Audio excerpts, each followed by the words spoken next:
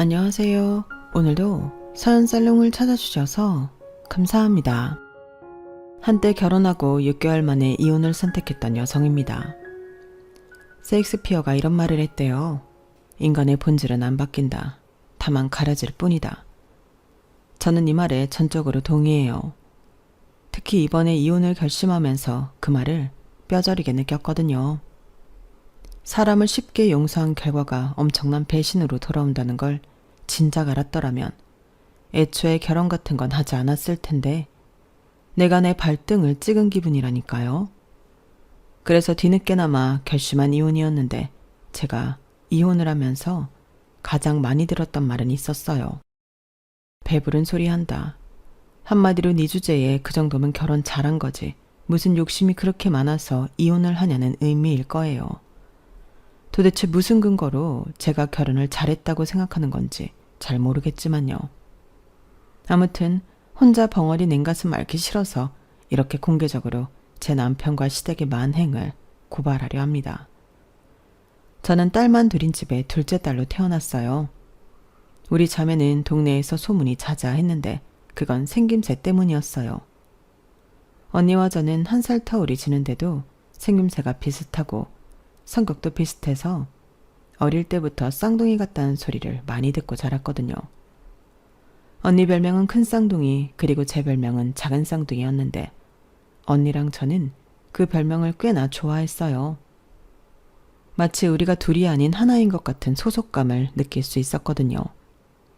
어린 제 눈에는 언니가 하는 건 뭐든 신기하고 대단해 보였어요.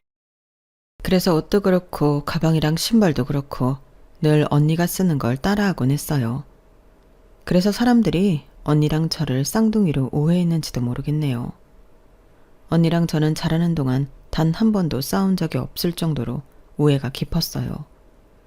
그렇게 사이가 좋던 언니와 내가 처음으로 싸움을 하게 된 건 다름 아닌 남자 때문이었어요.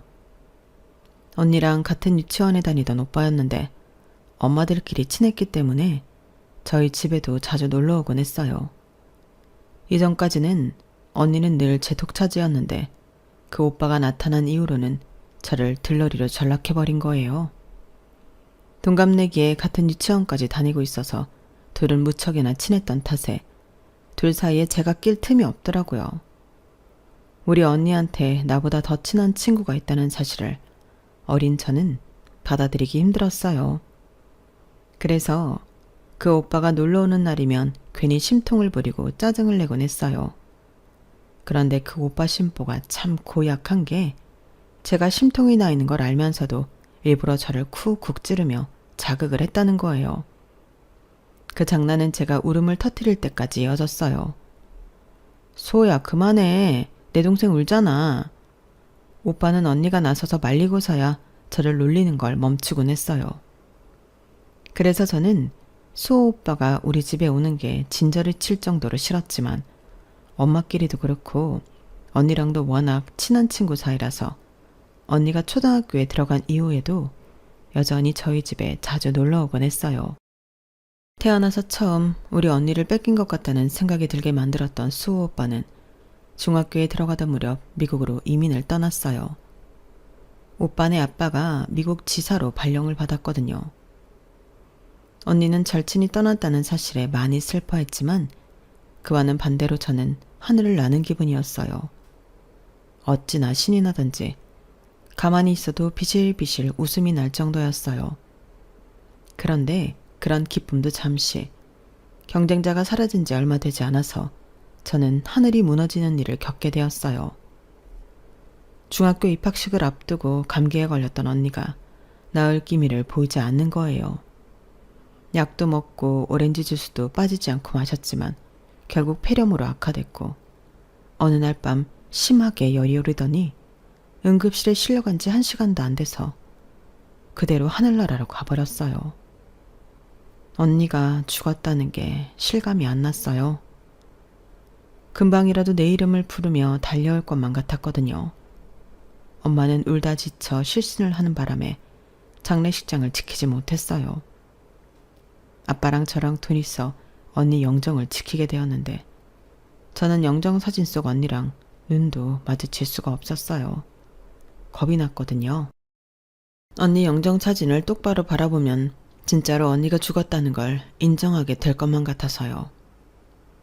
언니 장례식을 치르고 저는 며칠을 알아누웠어요.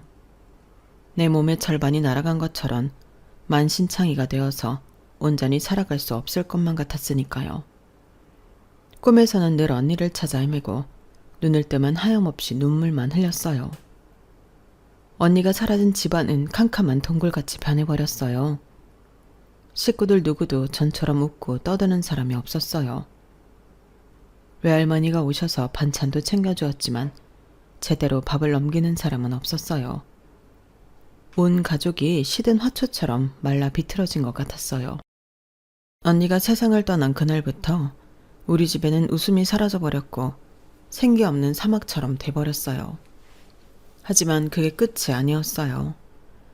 언니의 죽음만으로도 힘든 판에 저는 또 다른 시련을 겪게 되었거든요.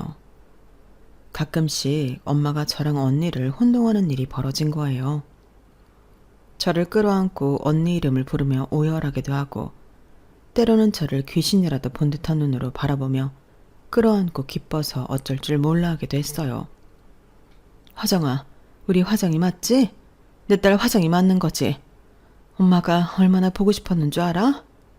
우리 화정이가 보고 싶어서 엄마가 미치는 줄 알았어.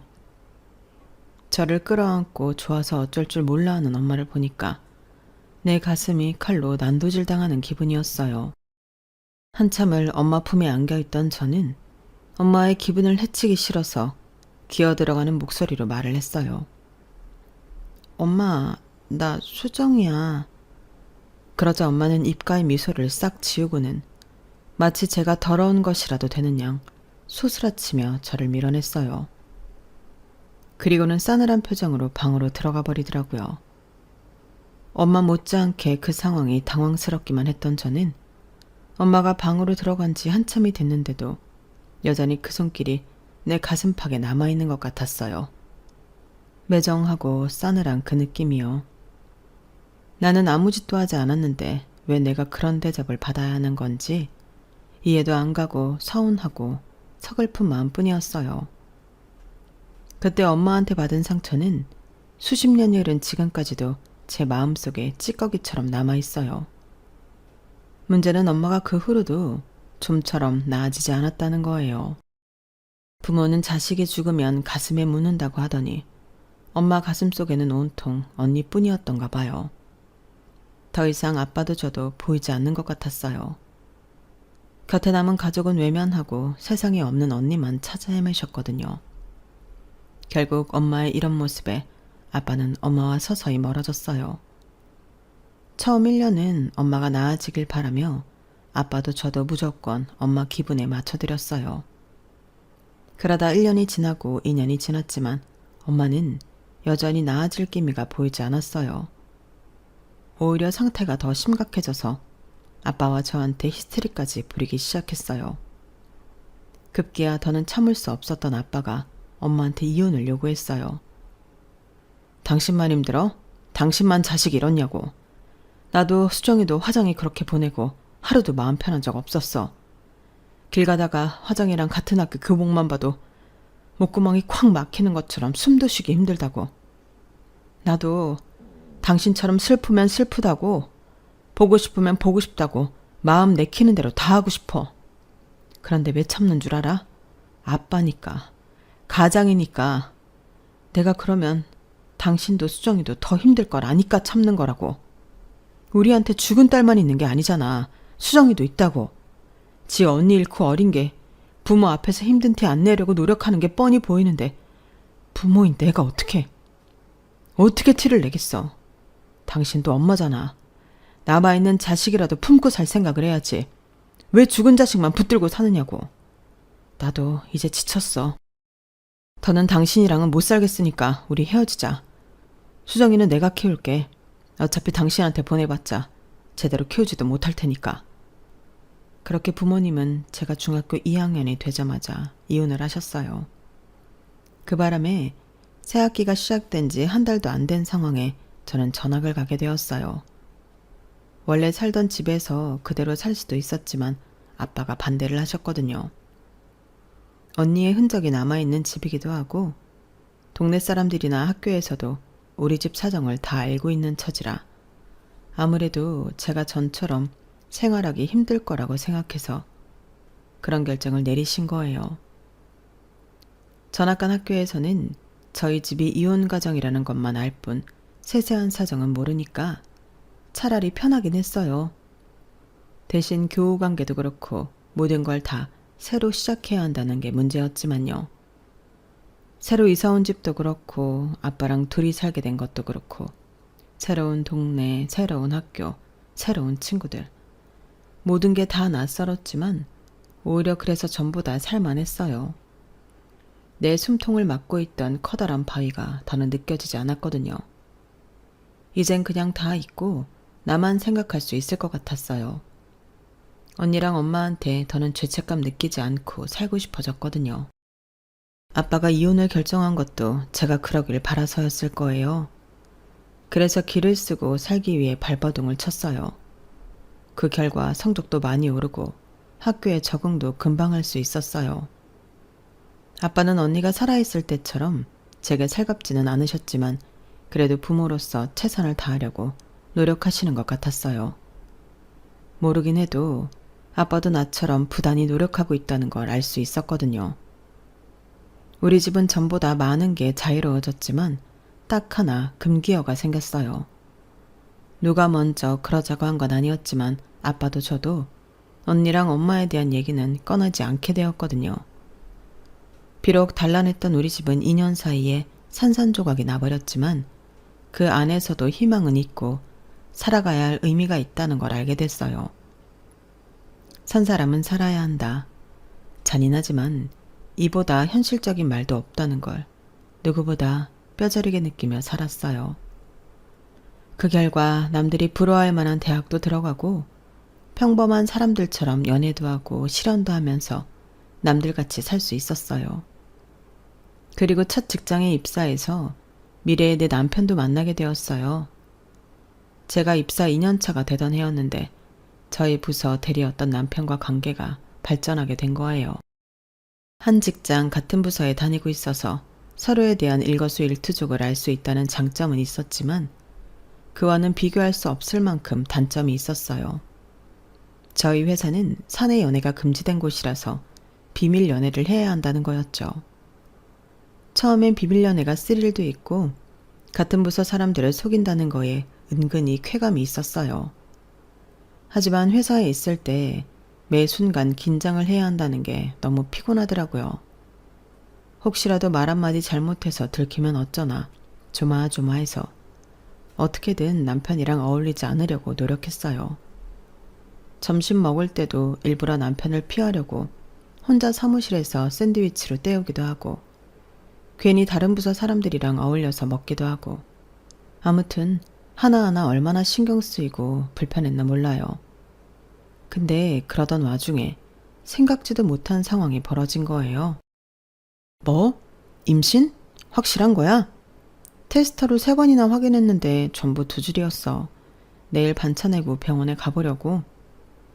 만나는 동안 결혼 얘기가 없었던 건 아니지만 그렇다고 진지하게 결혼 계획을 세웠던 것도 아니었어요. 그저 막연히 우리 결혼하면 저런 집에서 살까? 야외 결혼식도 괜찮지 않을까? 이런 정도의 대화가 고작이었으니까요. 그런 상황에 산부인과에서 임신 진단까지 나오자 남편도 저도 완전 패닉 상태에 빠졌어요. 당장 양가 부모님께 말씀드리는 것도 문제였지만 그보다 회사에 이 사실이 알려지면 분명 권고사직을 당할 게 뻔하다는 거였어요. 방법은 회사에 비밀로 하고 결혼식을 올리는 것 뿐이었는데 남편이 그건 극구 반대를 하더라고요. 결혼식 올리려면 휴가를 받아야 하는데 회사에는 뭐라고 하고 휴가를 받겠어? 역시 결혼식은 무리야. 차라리 결혼식은 애 낳고 나중에 하는 걸로 하는 게 나아. 그보다는 둘 중에 누가 이직을 하느냐를 정하는 게 우선일 것 같아. 자기도 알다시피 내 연차에 이직을 하는 건 자리를 구하기도 쉽지 않고 이직을 한다 해도 메리트가 없어. 그래서 말인데 자기가 이직을 하면 안 될까? 대리직급은 티오도 많고 아무래도 회사에 적응하는 것도 훨씬 낫잖아. 남편 말이 틀린 건 아니지만 그래도 임신까지 한 채로 다른 회사로 이직을 하는 게 선뜻 내키진 않았어요. 현재 임신 4주차라서 몇 달 사람들 눈을 속일 수는 있겠지만 그래도 6개월 차를 넘어서면 더는 불러진 배를 가릴 수가 없기 때문에 감출래야 감출 수가 없거든요. 그러니 최대한 시간을 끈다 해도 5개월 남짓밖에는 안 된다는 소리였어요. 생각해보세요. 세상에 어느 회사가 새로 입사한 지 몇 달 만에 임신했다고 출산휴가 달라는 여직원을 반기겠어요.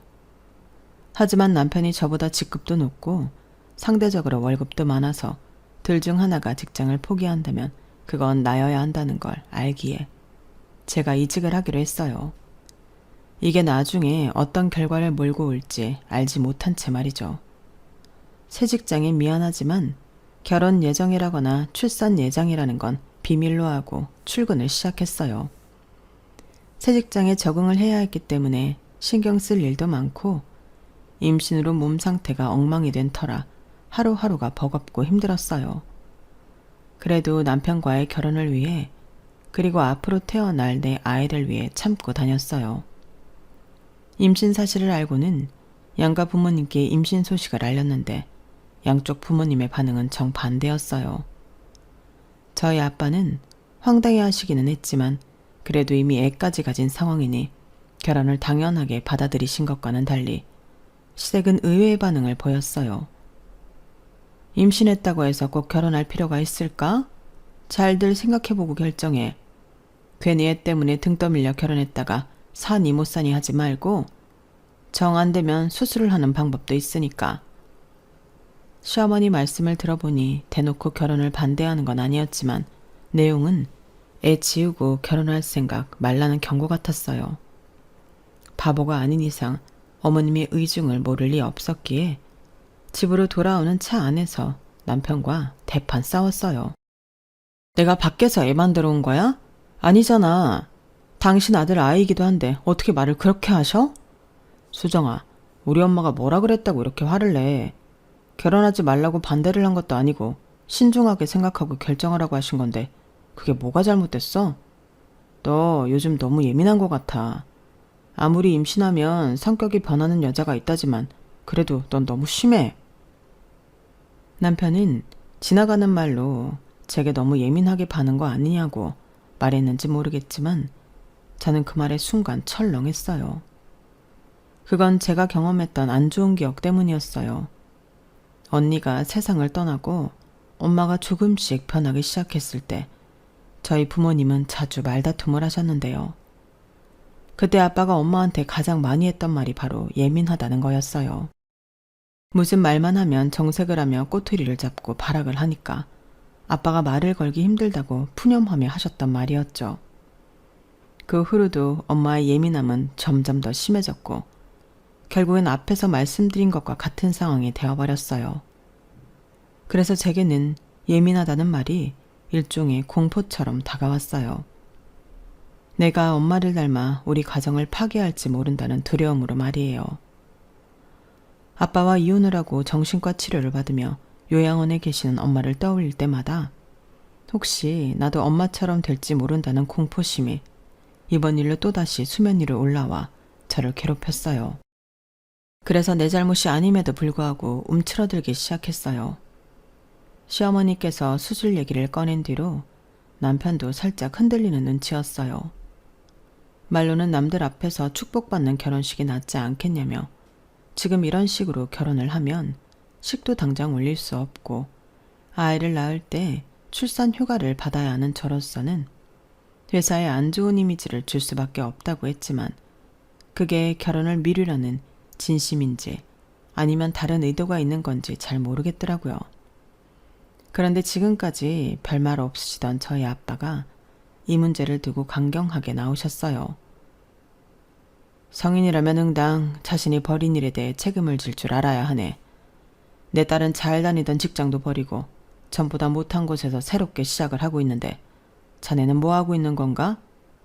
아이는 둘이 만들었는데 설마 내 딸한테만 모든 책임을 떠넘기고 자네 어머니 뒤에 숨으려는 건 아니겠지? 아닙니다. 저도 나름대로 노력하고 있습니다. 그 노력이라는 게 시한을 넘기면 아무짝에도 소용없게 되는 걸세. 지금 내 말은 충고가 아니라 딸 가진 아버지로서 마지막 경고를 하는 거야. 석 달 안에 시골리고 혼인신고하게. 더는 안 기다려.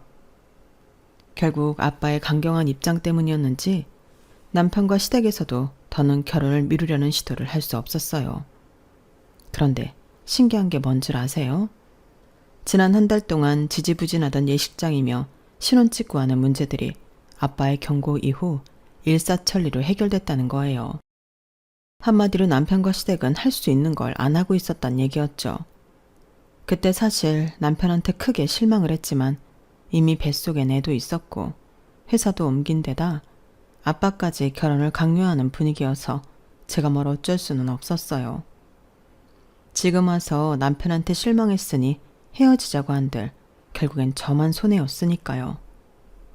그렇게 첫 발걸음부터 삐걱대던 결혼은 마지막 순간까지도 문제의 연속이었어요. 입사하고 몇 달 안 됐는데 결혼한다고 청첩장을 돌리자 사무실 사람들이 대놓고 말은 안 해도 뒤에서 엄청 욕을 하는 것 같더라고요. 거기다 임신 사실까지 털어놓은 상태여서 욕바지가 되는 건 당연한 일이었어요. 저 같아도 새로 들어온 직원이 그런 식의 행동을 했다면 욕을 했을 테니까요. 그런데 이런 와중에도 시어머니는 예단 문제로 트집을 잡더라고요. 상황이 상황인데 정말 중요한 것 빼고는 약식으로 할 수도 있는 거잖아요. 그런데 당신이 챙길 건 하나도 빠짐없이 다 챙기려 드는 게 너무 속물 같아 보였어요. 솔직히 예단할 돈을 집 구하는데 보태면 전세 보증금으로라도 남게 되는 돈이잖아요. 그래서 가급적이면 신혼집 구하는데 보태겠다고 하는데도 어머님은 막무가내셨어요. 집은 월세로 하더라도 당신이 요구한 예단은 빠짐없이 챙기라는 말에 정말 할 말을 잃게 되더라고요. 웃기는 건 어머님이 원하시는 예단 목록이었어요. 밍크코트의 명품백, 고급 피부관리샵, 연간 회원권까지. 누가 보면 제가 의사나 판검사랑 결혼하는 줄 알 거예요. 결국 예단 문제로 시어머니와 저희 아빠는 언성을 높였어요. 끝이 나지 않을 것 같던 두 분의 힘겨루기는 아빠의 최후 통첩으로 일단락이 나고 말았어요. 사부인께서 뭔가 착각을 하시는 모양인데 아드님이 억대 연봉의 의사나 판검사는 아니지 않습니까? 제 딸과 같은 회사에 다니는 평범한 직장인일 뿐입니다. 부모라면 내 자식이, 내 자식들이 하루빨리 자리를 잡을 수 있게 도움을 줄 생각을 해야지. 어떻게 자식 혼사로 자기 욕심 챙길 생각만 하십니까? 이 자리에서 확실히 말하지만 신혼집 보증금 보조해 준 건 외에 저도 더는 해줄 생각이 없으니 그렇게 아세요. 나는 내 딸 자식 결혼을 시키려는 거지 사부인 허영을 채워줄 생각은 없으니까요. 안 그래도 전세 보증금이 부족했던 남편은 보증금의 절반을 보조해 주겠다는 저희 아빠의 말에 혹할 수밖에 없었어요. 그래서 자기가 나서서 어머님을 설득하더라고요. 한국에 나오면 또 다른 문제가 앞에 놓여 있고 그 고비를 넘기면 또 다른 문제가 나타나고 정신을 차릴 수 없었던 결혼 준비는 몸과 정신이 너덜너덜해진 후에야 끝이 났어요. 그리고 드디어 결혼식 당일이 되었어요. 촉박한 일정 속에 구색만 갖춰서 준비한 결혼이었기 때문에 예식장도 마음에 안 들고 웨딩드레스도 정말 마음에 안 들었어요. 거기다 임신으로 몸 상태까지 말이 아니어서 정말 최악의 결혼식이 되고 말았죠. 그런데 결혼식장에 생각지 못한 사람이 찾아온 거예요. 어릴 때 저희 언니랑 친했던 수호 오빠가 찾아왔더라고요. 결혼식 전에 엄마랑 아빠를 찾아가 청첩장을 드렸는데 엄마들끼리 친했던 탓에 오빠네 엄마가 저희 엄마를 통해 제 결혼 소식을 들은 모양이었어요. 오빠네는 미국에서 사는 동안 고생을 많이 했던 모양이었어요. 거기에 부모님 불화까지 겹쳐서 고등학교 2학년 때 오빠네 부모님은 이혼을 하셨다더라고요. 부모님의 이혼 후 오빠는 엄마를 따라 한국으로 들어왔고 아빠는 그곳에서 재혼을 하셨다고 하더군요. 어느 집이나 상처 하나 없는 집은 없구나 생각했어요. 그래도 지금은 살만해 보였어요. 대학을 졸업하고 로스쿨을 나와 변호사로 살고 있었으니까요. 사장이 소식을 듣고 제일 먼저 떠오른 게 너였어. 언니밖에 모르던 네가 많이 걱정됐거든. 그래도 힘든 시간 잘 견디고 잘 컸네. 언제든 내 도움 필요하면 찾아와. 오빠가 두 팔 걷어붙이고 도와줄 테니까. 그 말을 들었을 때는 내가 살면서 수호 오빠 도움을 받을 날이 있을까 싶었어요. 변호사의 도움을 받는다면 좋은 일보다는 안 좋은 일일 테니까요. 그런데 살아보니 어떤 경우에도 단언을 해서는 안 된다는 걸 알겠더라고요. 수호 오빠의 도움 따위는 필요 없다고 생각했던 내가 가장 힘든 순간 오빠를 찾아갔으니까요. 사건의 전말은 이랬어요. 결혼하고 몇 달 뒤 저는 딸아이를 출산을 했고 출산의 여파로 몸무게가 15kg나 늘어버렸어요. 그래도 모유 수유를 하고 육아에 지친 탓에 7kg 정도는 빠졌지만 어찌된 게 예전 몸무게로 돌아갈 기미가 안 보이더라고요. 아직 온전치 않은 몸으로 애 키우랴 살림하랴 거기야 살에 대한 스트레스까지 받고 있는 상황에 시어머니가 그렇게 살 빼라고 닥달을 하시는 거예요. 너는 그런 몸뚱이를 하고 남편 앞에 서고 싶니? 세상에 어떤 남자가 띠룩띠룩 살찐 여자를 안고 싶어 하겠어? 어쩜 그렇게 자기 관리를 못해? 내가 아주 너만 보면 숨이 다 막힐 지경이다. 앞으로 그 살 다 빼기 전까지는 가족 모임이고 뭐고 나을 거 없다. 네 시누이 결혼도 얼마 안 남았는데 너 때문에 예비사위 보기 창피하니까 살 빼기 전엔 우리의 결혼식에도 올 생각 마. 어떻게 사람이 이럴 수가 있어요? 제가 무턱대고 많이 먹어서 찐 살인가요? 어머님도 자식을 둘이나 낳았으니 잘 아실 텐데도 정말 너무하더라고요. 결국 시누이 상견례 때도 저는 어머님의 반대로 참석도 못하고 집에 있었어요. 딱히 시누이 상견례에 가고 싶었던 건 아니지만 그래도 살쪄서 창피하니 오지 말라고 해서 못 간 상황인지라 자존심이 상해서 눈물이 다 나더라고요. 그래서 무슨 일이 있어도 시누이 결혼식 전에 살을 쫙 빼겠다고 결심했어요. 육아와 집안일의 강도가 높아서 돌아서면 허기지는 상황이었음에도 식사량을 확 줄였고 그로 인해 빈혈이 생기는데도 무리하게 다이어트를 이어갔어요. 그렇게 2달이 지나자 임신으로 늘었던 체중보다 5kg나 더 빠졌더라고요. 이젠 전에 입던 옷도 헐렁하게 입을 수 있을 정도였어요. 어차피 회사에 복귀도 해야 하니 이래저래 잘 됐다 싶었죠. 그런데 기쁨도 잠시. 시누이를 통해 뜻밖의 사실을 알게 된 거예요. 시누이가 결혼 준비를 하면서 얘랑이랑 싸웠다며 낮 시간에 하소연을 하러 저희 집에 왔었는데 한참 얘랑 흉을 보던 중에 실수로 이런 말이 나온 거예요. 이렇게 이기적인 인간인 줄 몰랐다니까요. 자기가 결혼 비용 좀 더 낸다고 얼마나 생색을 내나 몰라요. 게다가 어제는 오랜만에 대창 먹으러 가서 뭐라는 줄 알아요? 살찌니까 그만 먹으래요. 그 몸으로 웨딩드레스가 들어가겠냐고요. 이게 결혼할 여자한테 할 말이에요? 이놈의 인간 벌써부터 이러는 걸 보면 안 봐도 뻔해. 우리 오빠처럼 아내가 임신하면 살찐 여자 꼴 보기 싫다고 딴 여자랑 바람 피울 인간이라고요? 그 말에 시누이도 저도 순간 멈칫했어요. 그러니까 시누이 말에 따르면 내가 임신 기간 동안 내 남편이 바람을 피웠단 얘기잖아요. 시누이는 말을 다 뱉고 나서야 자기가 무슨 짓을 벌였는지 깨달았는지 얼굴이 사색이 돼버렸어요. 올케 언니, 그러니까 내 말은 그게 아니라 우리 오빠가 아니라 내가 아는 오빠가 그랬다는 거예요. 절대 우리 오빠가 그런 게 아니에요. 신우이는 어떻게든 상황을 무마해 보려고 발버둥을 쳤지만 이미 때는 늦었어요. 아가씨, 됐으니까 하던 얘기나 계속 해봐요. 그이가 누구랑 언제부터 바람을 피웠다는 거예요? 오빠랑 어머님한테는 비밀로 해줄 테니까 얘기해요. 안 그러면 이 자리에 그이 불러서 삼자대면 할 거니까. 겁에 질린 시누이는 결국 모든 사실을 이실직고했어요.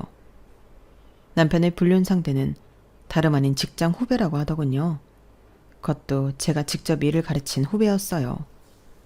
남편이 제 임신 사실을 알고 그렇게 저를 회사에서 나가게 하려고 했던 게 바로 그런 이유였던 거예요. 그때 이미 남편은 양다리를 걸치고 있었거든요. 그런데 더 저를 화나게 했던 건 이런 사실을 어머님도 알고 있었다는 거였어요. 어머님이 저희 결혼에 대해 회의적이었던 것도 제가 아닌 그 여자를 며느리로 드리고 싶어서 그랬던 거더라고요.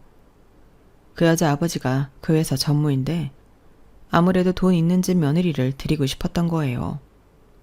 그럼에도 끝까지 결혼을 반대할 수 없었던 건 저희 아빠의 강경한 태도 때문이었어요. 당시 저희 아빠는 내 딸을 책임지지 않으면 네 인생도 같이 개박살 내주겠다는 식이었거든요. 그렇게 되면 전무 딸과의 결혼이 문제가 아니라 회사에서도 쫓겨날 상황이 되니 최선보다는 차선을 선택했던 거죠. 제가 출산을 하고 육아와 집안일로 그렇게 버거워하는데도 남편은 회사 일을 핑계로 늘 밤늦게야 들어왔어요. 게다가 툭하면 출장까지 생겨서 2박 3일씩 집을 비우는 날도 많았고요. 지금 와서 보니 그게 다 외도를 위해 개수작을 부린 것 같지만요. 올케 언니, 정말 오빠랑 엄마한테는 비밀로 해야 돼요. 안 그럼 저 죽어요. 그리고 기왕 이렇게 된 거 솔직하게 다 말할게요. 엄마가 언니 괴롭히는 거요. 그리고 오빠랑 이혼시키려고 그러는 거예요. 언니 내보내고 예림 언니를 며느리로 드리려고 하더라고요. 언니가 살 안 뺐으면 내 결혼식에도 언니 대신 예림이 언니가 참석하게 됐을 거예요. 우리 엄마지만 왜 그러는지 나도 모르겠어요. 아니, 손녀딸까지 낳은 며느리가 버젓이 있는데 어떻게 그런 생각을 해요? 내가 엄마 딸이긴 하지만 정말 우리 엄마 같은 시어머니 만날까봐 무섭다니까요. 철없는 시누이 덕분에 아직 일어나지 않은 시어머니의 계획까지 알아버린 저는 이대로 가만히 있을 수가 없었어요. 앞으로도 어머님은 무슨 핑계를 대서라도 저를 내쫓으려고 할 게 뻔했으니까요. 가만히 앉아서 당하느니 선제 공격을 하는 게 낫겠다 생각했어요. 그래서 시누이가 돌아간 뒤 수호 오빠한테 전화했어요. 아무래도 이런 일엔 변호사만큼 상황 정리를 잘할 사람이 없다고 생각했거든요.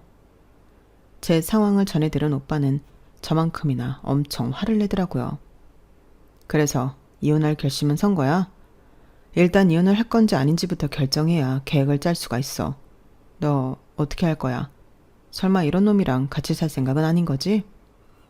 무슨 소리야. 난 이 인간 절대 용서 못해. 내가 받은 상처에 10배, 100배로 돌려주고 싶다고. 그렇게 저는 이혼을 전제로 남편에 대한 복수를 준비했어요. 먼저 남편이 출장을 떠났던 날과 남편의 카드 내역서를 비교해 그 인간이 그 시기에 서울에 있었다는 걸 밝혀냈고, 사무장님의 도움을 받아서 남편이 내연녀와 외도를 하는 사진을 모았어요. 그 밖에도 전 직장 동료들을 통해 두 사람의 스케줄을 체크하고 뒤를 밟기도 했고요. 제게 필요한 충분한 자료가 다 모이자 본격적으로 법적 소송에 돌입했어요. 생각 같아선 회사의 두 사람이 불륜을 저지른 걸 회사 사람들한테 떠벌리고 싶었지만 그렇게 되면 오히려 제가 가해자가 되어 법적 제재를 받게 되더라고요. 그래서 수호 오빠가 생각한 건 월급 차압이었어요. 남편과 상간녀 직장에 급여 채권을 압류하는 형식으로 두 사람이 불륜을 저질렀다는 걸 간접적으로 알린 셈이었죠. 그러자 금세 반응이 오더라고요. 상간녀의 아빠가 그 회사 전무라서 이런 사실이 귀에 들어가면 남편은 그 바닥에서 완전 아웃이거든요. 아주 발등에 불 떨어진 놈 마냥 회사 일도 내팽개치고 집으로 달려왔어요. 여보, 나 좀 살려줘. 내가 죽을 죄를 졌으니까 제발 압류 좀 풀어줘. 당신이 하라는 대로 뭐든 할 테니까 제발. 내가 왜? 넌 네 새끼가 뱃속에 있을 때부터 아무런 자책 없이 바람 피운 놈인데 내가 왜 그런 개새끼를 위해서 기껏 돈 들여 압류해 놓은 걸 풀어줘야 되는데? 싫어. 너나 그년이나 망실살 제대로 뻗칠 때까지 그대로 둘 거야. 전무님 아시면 아주 볼만하겠다. 애지중지하는 외동딸을 어디서 굴러먹던 개뼈다귀 같은 게 상간녀로 만들었으니 말이야. 아, 이참에 너랑 그년이랑 전무님까지 손잡고 퇴사하면 되겠네. 아내랑 자식 두고 바람핀 놈이랑 결혼한 사실을 알면서도 네 놈이랑 놀아난 년이랑 딸 자식 교육 잘못 시킨 전무님까지 아주 볼만하겠는걸? 난 목에 칼이 들어와도 압류 안 풀어줄 거니까 내 앞에 더러운 네 쌍판 들이밀지 마. 구역질 낼 것 같아. 아, 그리고 니네 엄마한테도 전해. 괜한 남의 집 딸 괴롭힐 생각 말고 당신 아들 새끼 교육이나 잘 시키라고. 어떻게 엄마가 돼서는 바람난 아들 불륜을 돕고 나서니? 그러다 당신 딸 인생 개박살나면 그땐 어쩌시려고. 너랑 니네 엄마 우리 아빠 앞에서 무릎 꿇고 빌지 않으면 나 네 여동생 결혼식장에 가서 전단지 뿌릴 거야. 너랑 니네 엄마가 나한테 한 짓들 사진까지 첨부해서 말이야. 혹시 법적 처벌 운운하면서 못 오게 할 생각이라면 일찌감치 집어치우셔. 나 너한테 위자료 받아서 그 벌금 내면 그만이거든. 그러니까 여기서 질척거리지 말고 당장 니네 엄마한테 가서 전하라고. 서슬이 퍼렇게 악을 쓰는 내 앞에서 질질 짜던 남편은 그 길로 본가로 달려갔어요. 그리고 다음날 남편과 시어머니는 저희 아빠를 찾아가 무릎을 꿇고 싹싹 빌었어요. 어떻게든 전무님 모르게 일을 처리할 생각에 아주 전자동 로봇처럼 빠릿빠릿하게 움직이더라고요. 정작 저는 압류를 풀어주겠다고 한 적이 없는데 말이죠. 저는 수호 오빠를 제 전담 변호사로 내세워서 이혼 소송을 진행했어요. 양육권과 친권을 모조리 뺏어오고 남편과 내 언녀한테서 위자료도 따로 받았어요. 집을 구할 때 제가 냈던 절반의 위자료까지 포함해 결국엔 남편은 몸만 빼서 본가로 들어가게 되었어요. 그 와중에도 시어머니는 돈 많은 집 딸이랑 재혼시키면 된다는 헛된 꿈에 부풀어 있었던가 봐요. 아니, 전무님이 바본가요? 자기 딸 꼬셔서 바람 피운 것도 모자라 회사에 쪽팔리게 소문까지 다 나게 만든 놈을 사위로 받아들이게요. 게다가 가진 것도 없고 한번 갔다 온 이혼남을요? 말도 안 되죠. 예전 동료를 통해 들어보니 전무님이 앞장서서 제 남편을 잘랐다고 하더라고요. 그 딸 역시 퇴사시키곤 미국으로 보내버렸고요. 그걸로는 분이 안 풀렸는지 남편이 다른 회사에 취직을 못하도록 각 회사 인사과에 이미 손을 써놨다고 하니 남편은 완전 뭐 된 거죠. 남편이 회사에서 잘리고 얼마 뒤 코로나로 인해 세계 모든 경제가 마비됐고 남편은 그 여파로 한동안 취직도 못하고 어머님 집에서 백수로 지냈어요. 지 꼴리는 대로 살다가 인생을 스스로 똥통에 쳐넣은 꼴이죠 뭐. 그리고 저는 코로나가 종식되고 이듬해 재혼을 했어요. 누구랑 했냐면요. 제 이혼 소송을 맡아주었던 수호 오빠랑 했어요. 오빠 하다가 아빠 된다더니 정말 그렇게 됐지 뭐예요. 우리 딸도 갓난아기 때부터 수호 오빠를 봐와서 그런가 제 친아빠로 알고 있어서 그 문제에 대해 어떤 게 딸아이를 위해 좋을지 아직은 판단이 안 서거든요. 그래서 당장 지금은 우리 가족한테 주어진 오늘의 행복에 집중하며 살 생각입니다. 혹시라도 우리 가정에 불행이 닥친다면 행복했던 시절을 떠올리며 이겨나갈 수 있도록 말이에요. 지금까지 제 사연을 들어주셔서 감사합니다. 여러분의 가정에도 행복과 사랑이 넘치기를 바랍니다. 안녕히 계세요. 여러분, 사연 댓글에 응원과 현명한 조언 부탁드려요. 좋아요와 구독은 저에게 큰 힘이 됩니다. 오늘도 좋은 일 가득하세요.